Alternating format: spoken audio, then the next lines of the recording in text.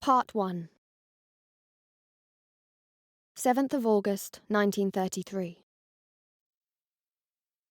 Metamorphosis! Exclaims Dr. Keitz.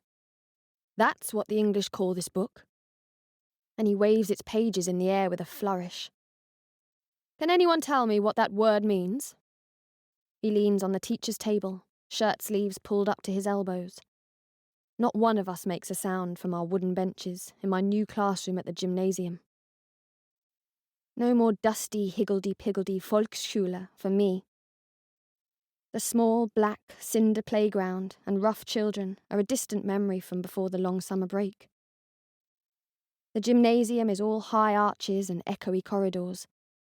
In its centre, a great hall with a high, beamed ceiling beneath its grand, red mansard roof. Here, the teachers are taller, smarter, stricter. I might have got better marks in the entrance test than Carl did 3 years ago, when he sat for them like me, at 11. But now I'm here, I don't feel very clever at all. Does it mean transformation? Someone at the back breaks the silence.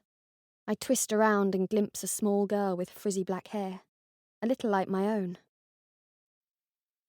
Name, please, Dr. Keitz says, his head popping up, eyes bulging out, reminding me of a frog.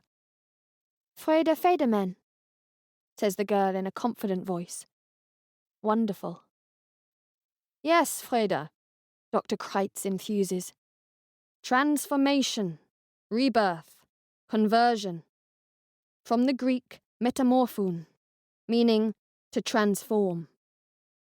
He begins to pace. Studying the Greeks and Romans, he says, will teach us all we need to know about the human condition. Freda Federman is a Jewess.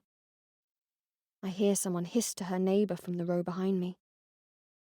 It's loud enough for the professor to hear, but he shows no sign of it. He picks a book up from the table as he passes by. The professor has narrow shoulders and a pot-belly. Part of his shirt hangs from his trousers, and his tie is askew. This school, famous for its classical education, clearly picked him for his knowledge and superior brain, not for his appearance. Franz Kafka, he says, staring intently up at the ceiling, as though he might see the author perched on top of the rafters. What a brilliant and amusing man he was. Listen. He vigorously flicks through some pages, his hair flopping wildly. He begins to read, treading a slow circuit of the room.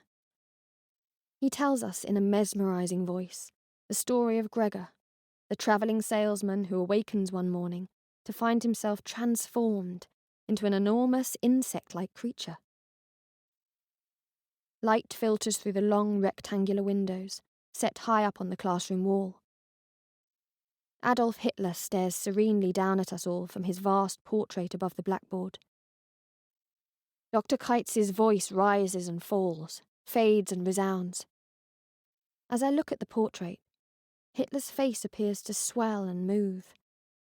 He gazes at me, unblinking, but I'm certain his lips have moved, twitched, as if at any moment he might smile and step down from the picture saying, "Ha ha! What a joke! I have been here all along."